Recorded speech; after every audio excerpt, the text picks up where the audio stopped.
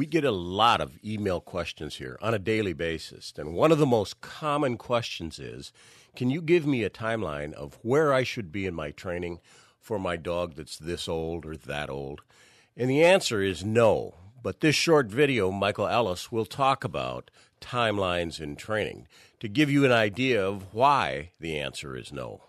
So there's those kinds of guidelines, but they're not hard and fast, right? So a given dog's going to be really ready to do something at a certain age, and the other one's not, and vice versa, right? So like some of the healing stuff, some of it we get a lot of really early work on with puppies. 12, 14, 16-week-old puppies doing a lot of that healing stuff already. And other puppies just they're not ready. They're just not ready to move that way. They're not, and so we get other skills taught. We leave that alone until later, and then when they sort of ask for it, we do it, kind of thing. So there are a lot of, we usually do it this way, but I'm always loath to give people if you don't do this by 8 months, you might as well shoot the dog, right?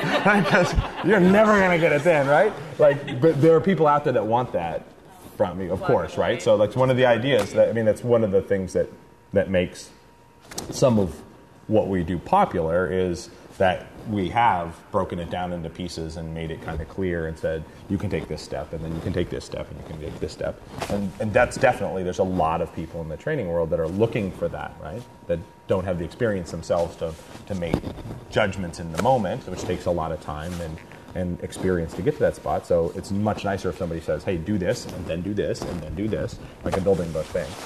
It's just you don't want people to think that there's no other way, right? There's lots of possibilities, and you have a plan that you're willing to abandon at any moment. Right? So have a plan, have a guideline of the way you want to approach it, but then also be willing to bail on that if you want, right? It's like what we were talking about with